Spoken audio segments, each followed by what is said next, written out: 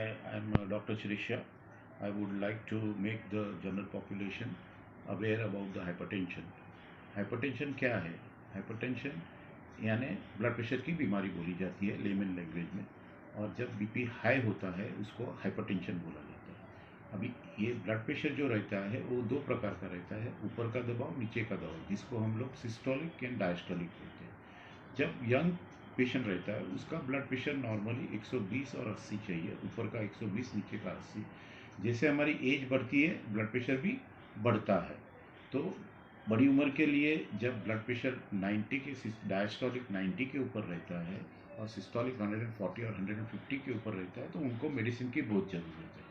और young patient में भी जब 120 और 80 के ऊपर रहता है उनको भी देख के लेना पड़ता है, देखना पड़ता है क्यों ब्लड प्रेशर है। क्योंकि ब्लड प्रेशर बढ़ने का कारण साइकोलॉजिकल फैक्टर है, मेंटल टेंशन है, ज़्यादा नमक लेते हैं, तो उसकी वजह से वो सब बीमारियां ब्लड प्रेशर की आती है। हेरिडिटरी भी रहता है, तो वो देखना पड़ता है। अभी तो उसके लिए ब्लड प्रेशर जब हाई रहता है तो उससे क्या हमको प्रॉब्लम हो सकती है। ब्लड प्रेशर ज़्यादा होने से हमको तीन प्रकार की, ज़्यादा लंबा समय तक ब्लड प्रेशर हाई रहता है, कंट्रोल में नहीं रखते, तो उसकी इफेक्ट हार्ट पे पड़ती है, किडनी पे पड़ती है और ब्रेन में पड़ती है। आपने सुना होगा कि पेशेंट को हार्ट अटैक आ गया, पेशेंट की किडनी फेल हो गई, पेशेंट को पैरालिसिस आ गया। उसमें एक कारण हाइपरटेंशन रहता है, दूसरा डायबिटीज रहता है। तो इसकी जो कॉम्प्लिकेशन एंड कॉन्सिक्वेंसेस हाइपरटेंशन के हैं बहुत खराब है। और एक बार ऑर्गन डैमेज हो गया आपका, जैसे कि हार्ट है, किडनी है, ब्रेन, उसको हम लोग दोबारा जीवा नहीं कर सकते हैं और वो जिंदगी भर तक आपको सफ़र करना पड़ता है। तो एक छोटी सी बीमारी है और उसके लिए हमको खाली दो तीन चीज़ का ध्यान रखना है। अपनी लाइफस्टाइल अच्छी रखनी है, जितना भी स्ट्रेस रिलीज कर सके इतना कर दीजिए। नमक का सेवन जो है, सोडियम जो रहता है वो उसका रिस्ट्रिक्शन करना चाहिए। देखिए यहाँ पे मैं रिस्ट्रिक्शन बोल रहा हूँ, कभी कभी हम लोग बोलते हैं रिस्ट्रिक्शन रखो, पेशेंट लोग सोडियम बंद कर देते हैं। वैसा करना बिल्कुल नहीं है। सोडियम लेना है, सोडियम लेना बहुत ज़रूरी है। यहाँ हमको रिस्ट्रिक्शन करना है। हाँ, जो यानी जो नॉर्मल खाने पीने में आता है वो चालू रखने का, लेकिन ऊपर से जो हम लोग डालते हैं वो नहीं लेना है। और तीसरा ब्लड प्रेशर की मेडिसिन है जो अपने डॉक्टर की कंसल्टेशन के एडवाइस के हिसाब से चालू रखना।